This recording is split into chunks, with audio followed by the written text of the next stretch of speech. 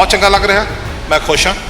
BJP join ਕਰਕੇ ਖੁਸ਼? Yes, ਇਹ ਉਹੀ ਪਾਰਟੀ ਹੈ ਜਿਸ ਨੂੰ ਅਸੀਂ ਸਾਰੇ ਕੁਝ ਮਹੀਨੇ ਪਹਿਲਾਂ ਨਿੰਦ ਰਹੇ ਸੀ। ਕਿਸਾਨ ਅੰਦੋਲਨ ਦੇ ਦੌਰਾਨ ਅਸੀਂ ਖਿਲਾਫਤ ਕਰ ਰਹੇ ਸੀ ਇਸ ਪਾਰਟੀ ਦੀ।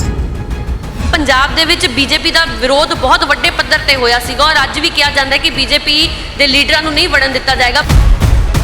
ਥੋੜਾ ਡਰ ਲੱਗ ਰਿਹਾ ਕਿ ਕਿਤੇ ਮੇਰੀ ਖਿਲਾਫਤ ਨਾ ਹੋਏ, ਵਿਰੋਧ ਨਾ ਕਰਨ ਲੋਕ। ਵੱਧ ਤੋਂ ਵੱਧ ਕੀ ਕਰਨਗੇ? ਕੁੱਟ ਲੈਣਗੇ, ਗਾਲਾਂ ਕੱਢ ਲੈਣਗੇ, ਮਾਰ ਲੈਣਗੇ, ਕਮਰੇ 'ਚ ਤਾੜ ਲੈਣਗੇ। ਅਸੀਂ ਨਾਰੇ ਜਦੋਂ ਦਿੱਤੇ ਸੀ ਕਿਸਾਨ ਮਜ਼ਦੂਰ ਏਕਤਾ ਜ਼ਿੰਦਾਬਾਦ, ਉਸ ਦੇ ਨਾਲ ਅਸੀਂ ਬੋਲਦੇ ਹੁੰਦੇ ਸੀ ਬੀਜੇਪੀ ਕਿਸਾਨ ਵਿਰੋਧੀ। ਲੱਗਦਾ ਤੁਹਾਨੂੰ ਬੀਜੇਪੀ ਕਿਸਾਨ ਵਿਰੋਧੀ ਦਾ ਨਾਰਾ ਉਸ ਵੇਲੇ ਸਹੀ ਸੀ ਤੇ ਹੁਣ ਗਲਤ ਹੈ? ਉਹਨਾਂ ਨੂੰ ਜਾਇਜ਼ ਲੱਗਦੀ ਆ, ਮੈਨੂੰ ਨਾਜਾਇਜ਼ ਲੱਗਦੀ ਆ ਜਦੋਂ ਮੇਰੀਆਂ ਗੱਲਾਂ ਸੁਣਨਗੇ। ਹੌਬੀ ਧਾਲੀਵਾਲ ਜੀ ਬੀਜੇਪੀ ਦੇ ਵਿੱਚ ਸ਼ਾਮਲ ਹੋ ਗਏ ਨੇ। ਫਿਲਮ ਇੰਡਸਟਰੀ ਤੋਂ ਕਿੱਦਾਂ ਦਾ ਰਿਸਪੌਂਸ ਆਇਆ? ਫਿਲਹਾਲ ਦੀ ਘੜੀ ਨਾਰਾਜ਼ ਨੇ, ਬਹੁਤ ਨਾਰਾਜ਼ ਨੇ। ਪਿਛਲੇ ਦਿਨਾਂ 'ਚ ਜਿਨ੍ਹਾਂ ਨੇ ਵੀ ਬੀਜੇਪੀ ਜੁਆਇਨ ਕੀਤੀ ਹੈ ਤਾਂ ਬਹੁਤ ਸਾਰੇ ਲੋਕ ਜਾਂ ਵਿਰੋਧੀ ਪਾਰਟੀਆਂ ਨੇ ਕਿਹਾ ਕਿ ਈਡੀ ਦੇ ਡਰ ਤੋਂ ਬੀਜੇਪੀ ਦੇ ਵਿੱਚ। ਵਿਜ਼ਨ ਕੀ ਹੈ? ਫਾਈਲਸ ਦੱਬੀਆਂ ਪਈਆਂ ਨੇ। ਕਿਉਂ ਦੱਬੀਆਂ ਪਈਆਂ ਨੇ? ਬੀਜੇਪੀ ਆ ਜੂਗੀ, ਫਿਰ ਸਾਡਾ ਖਾਣ ਮਰ ਜੂ, ਸਾਡਾ ਰੇਤਾ ਮਰ ਜੂ, ਸਾਡਾ ਨਸ਼ਾ ਵਿਕਣੋਂ ਮਰ ਜੂ, ਅਸੀਂ ਮਰ ਜਾਵਾਂਗੇ।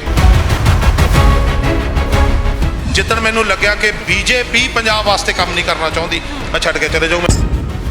ਡੇਲੀ ਪੋਸਟ ਪੰਜਾਬੀ ਦੇਖ ਰਹੇ तमाम ਦਰਸ਼ਕਾਂ ਦਾ ਮੈਂ ਸੁਮਨ ਜੇਟਲੀ ਸਵਾਗਤ ਕਰਦੀ ਹਾਂ। ਇਸ ਵੇਲੇ ਲੁਧਿਆਣਾ ਸ਼ਹਿਰ ਮੌਜੂਦ ਔਰ ਤਸਵੀਰਾਂ ਥੋੜੀਆਂ ਹੈਰਾਨੀਜਨਕ ਨੇ। ਪੰਜਾਬੀ ਫਿਲਮ ਇੰਡਸਟਰੀ ਦਾ ਬੱਬਰ ਸ਼ੇਰ ਕੇ ਜਾਣ ਵਾਲਾ ਹੌਬੀ ਧਾਲੀਵਾਲ ਜਿਨ੍ਹਾਂ ਨੇ ਬੀਤੇ ਦਿਨੀ ਬੀਜੇਪੀ ਜੁਆਇਨ ਕੀਤੀ ਹੈ ਔਰ ਉਹ ਪਾਰਟੀ ਜਿਸ ਨੂੰ ਕੁਝ ਮਹੀਨੇ ਪਹਿਲਾਂ ਉਹ ਨਿੰਦਦੇ ਵੀ ਨਜ਼ਰ ਆਏ ਸਨ ਔਰ ਕਿਸਾਨ ਅੰਦੋਲਨ ਦੇ ਦੌਰਾਨ ਬੀਜੇਪੀ ਦੇ ਖਿਲਾਫ ਗੱਜ ਕੇ ਵਰਦੇ ਨਜ਼ਰ ਆਏ ਸਨ। ਹੌਬੀ ਧਾਲੀਵਾਲ ਬੀਜੇਪੀ ਦੇ ਵਿੱਚ ਸ਼ਾਮਲ ਹੋਏ ਨੇ। ਕਿਸ ਤਰ੍ਹਾਂ ਦਾ ਰਿਸਪੌਂਸ ਮਿਲ ਰਿਹਾ ਜੀ ਲੁਧਿਆਣੇ? ਬਹੁਤ ਚੰਗਾ ਜੀ, ਬਹੁਤ ਚੰਗਾ। ਮੈਂ ਬਹੁਤ ਖੁਸ਼ ਹਾਂ ਔਰ ਸਭ ਤੋਂ ਪਹਿਲਾਂ ਤਾਂ ਡੇਲੀ ਪੋਸਟ ਪੰਜਾਬੀ ਦੇਖਦੇ ਸਾਰੇ ਦਰਸ਼ਕਾਂ ਨੂੰ ਮੇਰੇ ਵੱਲੋਂ ਸਤਿ ਸ੍ਰੀ ਅਕਾਲ।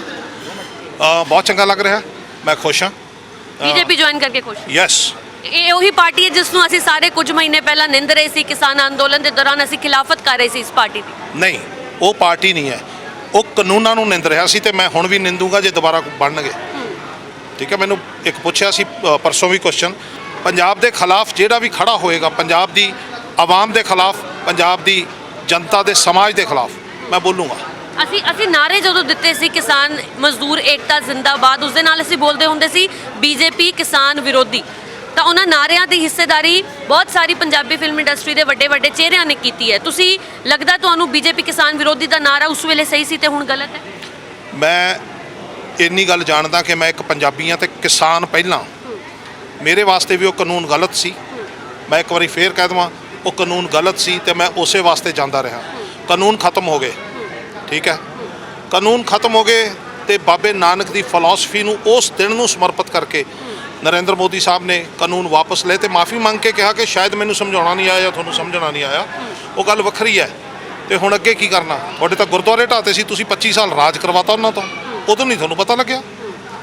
ਕਮਾਲ ਕਰਦੇ ਹੋ। ਇੱਕ ਚੀਜ਼ ਹੈ, ਇੱਕ ਗਲਤੀ ਹੋਈ, ਰੱਬ ਥੋੜਾ ਕੋਈ ਬੰਦਾ। ਠੀਕ ਹੈ। ਫਿਲਮ ਇੰਡਸਟਰੀ ਨੂੰ ਨਾਰਾਜ਼ ਕਰਕੇ ਆਏ ਹੋ ਕਿ ਖੁਸ਼ ਨੇ ਸਾਰੇ ਜਿਹੜੇ ਵੀ ਤੁਹਾਡੇ ਦੋਸਤ ਮਿੱਤਰ ਨੇ ਜਦੋਂ ਉਹਨਾਂ ਨੂੰ ਪਤਾ ਲੱਗਿਆ ਬੀਜੇਪੀ ਜੁਆਇਨ ਕੀਤੀ? ਅਸੀਂ ਵੀ ਬ੍ਰੇਕ ਕੀਤਾ ਕਿ ਮਾਹੀ ਗਿੱਲ ਤੇ ਹੌਬੀ ਧਾਲੀਵਾਲ ਜੀ ਬੀਜੇਪੀ ਦੇ ਵਿੱਚ ਸ਼ਾਮਲ ਹੋ ਗਏ ਨੇ। ਫਿਲਮ ਇੰਡਸਟਰੀ ਤੋਂ ਕਿੱਦਾਂ ਦਾ ਰਿਸਪੌਂਸ ਆਇਆ? ਫਿਲਹਾਲ ਦੀ ਘੜੀ ਨਾਰਾਜ਼ ਨੇ, ਬਹੁਤ ਨਾਰਾਜ਼ ਨੇ। ਮੈਨੂੰ ਪਤਾ ਸੀ ਨਾਰਾਜ਼ਗੀ ਉਹਨਾਂ ਦੀ ਕਿਤੇ ਨਾ ਕਿਤੇ ਹੋਏਗੀ ਮੇਰੇ ਨਾਲ, ਪਰ ਉਹਨਾਂ ਨੂੰ ਜਾਇਜ਼ ਲੱਗਦੀ ਆ, ਮੈਨੂੰ ਨਾਜਾਇਜ਼ ਲੱਗਦੀ ਆ ਜਦੋਂ ਮੇਰੀਆਂ ਗੱਲਾਂ ਸੁਣਨਗੇ। ਮੈਂ ਇਹ ਗੱਲ ਸਪਸ਼ਟ ਕਰਦੇ ਅੱਜ ਡੇਲੀ ਪੋਸਟ ਪੰਜਾਬੀ ਦੇ ਉੱਤੇ, ਪਲੀਜ਼ ਮੇਰੀ ਧੀ ਬਣ ਕੇ, ਛੋਟੀ ਭੈਣ ਬਣ ਕੇ ਇੱਕ ਲਾਈਨ ਜ਼ਰੂਰ ਪੂਰੀ ਮੇਰੀ ਸੁਣਾ ਦਿਓ। ਮੈਂ ਬੀਜੇਪੀ ਜੁਆਇਨ ਕਰਨ ਵਾਸਤੇ ਮੇਰੇ ਤੇ ਕੋਈ ਪ੍ਰੈਸ਼ਰ ਨਹੀਂ ਸੀ। ਮੈਂ ਚਪੜੌਦੇ ਵਾਲੇ ਸਰਦਾਰ ਕਰਤਾਰ ਸਿੰਘ ਦਾ ਪੋਤਾ ਤੇ ਮੈਂ ਸਰਦਾਰ ਦਾ ਪੋਤਾ ਜੰਮਿਆ ਸੀ, ਪੋਤਾ ਹੀ ਮਰੂੰਗਾ। ਇੰਨੀ ਜ਼ੁਰਤ ਨਹੀਂ ਮੇਰੇ ਤੋਂ ਕਿਸੇ ਦੀ ਬਾਹ ਮਰੋੜ ਕੇ ਮੈਨੂੰ ਕੋਈ ਕੰਮ ਕਰਾ ਲੂਗਾ। ਮੇਰੇ ਤੇ ਪ੍ਰੈਸ਼ਰ ਸੀ। ਯੈਸ, ਮੈਂ ਬੱਚੇ ਵਿਆਹ ਤੇ 2, ਮੇਰੀ ਜਿਹੜੀ ਕਬੀਲਦਾਰੀ ਉਹ ਨਜਿੱਠੀ ਗਈ। ਮੇਰੇ ਕੋਲੇ ਸਮਾਂ ਸੀ, ਮੇਰੀ ਸਿਹਤ ਸੀ, ਮੇਰਾ ਪਰਿਵਾਰ ਸੀ ਜਿਹੜਾ ਕਹਿੰਦਾ ਸੀ ਤੂੰ ਕੁਝ ਹੋਰ ਕਰ ਸਕਦਾ। ਮੈਂ ਸਿਆਸਤ ਕਰਨੀ ਸੀ। ਮੈਨੂੰ ਬੀਜੇਪੀ ਵਾਸਤੇ ਬੁਲਾਇਆ ਗਿਆ। ਮੈਂ ਮੀਟਿੰਗਸ ਕੀਤੀਆਂ। ਮੈਂ ਬਹੁਤ ਚਿਰ ਪਹਿਲਾਂ ਜੁਆਇਨ ਕਰ ਸਕਦਾ ਸੀ, ਪਰ ਜੇ ਮੈਂ ਪਹਿਲਾਂ ਜੁਆਇਨ ਕਰਦਾ ਮੈਨੂੰ ਕਿਤੋਂ ਇਲੈਕਸ਼ਨ ਲੜਨੀ ਪੈਣੀ ਸੀ। ਮੈਂ ਇਲੈਕਸ਼ਨ ਨਹੀਂ ਲੜਨੀ ਚਾਹੁੰਦਾ। ਮੈਂ ਪੰਜਾਬ ਦੇ ਕਿਸਾਨ, ਵੱਟ ਤੇ ਬੈਠੇ ਕਿਸਾਨ ਦੀ ਸੋਚ PM ਹਾਊਸ ਤੱਕ ਤੇ PM ਹਾਊਸ ਦੇ ਸਹੀ ਫੈਸਲੇ ਨੂੰ ਸਹੀ ਤਰੀਕੇ ਨਾਲ ਕਿਸਾਨ ਤੱਕ ਪਹੁੰਚਾਉਣ ਦੀ ਕੋਸ਼ਿਸ਼ ਦੀ ਕੜੀ ਬਣਨੀ ਚਾਹੁੰਦਾ। ਬਸ ਮੇਰਾ ਇੰਨਾ ਹੀ ਫਰਜ਼ ਆ। ਅੱਜ ਮੇਰੀ ਸੋਚ ਇੱਥੇ ਆ, ਅੱਗੇ ਕਿੱਥੇ ਜਾਏਗੀ, ਵਕਤ ਕਿੱਥੇ ਲੈ ਕੇ ਜਾਏਗਾ, ਉਹ ਕਿਸੇ ਨੂੰ ਕਿਸੇ ਦਾ ਨਹੀਂ ਪਤਾ, ਕਿਉਂਕਿ ਉਹ ਸਿਰਫ ਰੱਬ ਦੇ ਹੱਥ 'ਚ ਹੈ। ਅਭੀ ਜੀ ਪਿਛਲੇ ਦਿਨਾਂ 'ਚ ਜਿਨ੍ਹਾਂ ਨੇ ਵੀ ਬੀਜੇਪੀ ਜੁਆਇਨ ਕੀਤੀ ਹੈ ਤਾਂ ਬਹੁਤ ਸਾਰੇ ਲੋਕ ਜਾਂ ਵਿਰੋਧੀ ਪਾਰਟੀਆਂ ਨੇ ਕਿਹਾ ਕਿ ਈਡੀ ਦੇ ਡਰ ਤੋਂ ਬੀਜੇਪੀ ਦੇ ਵਿੱਚ ਗਏ ਨੇ। ਉਹ ਮੇਰੇ ਕੋਲ ਤਾਂ ਭੈਣ ਮੇਰੀ ਹੈ, ਮੇਰੇ ਬਾਪੂ ਨੇ 4 ਖੁੱਡ ਦਿੱਤੇ ਹੋਏ ਨੇ, ਉੱਥੋਂ ਆ ਜਾਂਦਾ ਉਹ ਵੀ ਭਰਾ ਕਰਦਾ ਹੈ। ਖੇਤੀ ਤੇ ਮੈਨੂੰ 4 ਪੈਸੇ ਦੇ ਦਿੰਦਾ।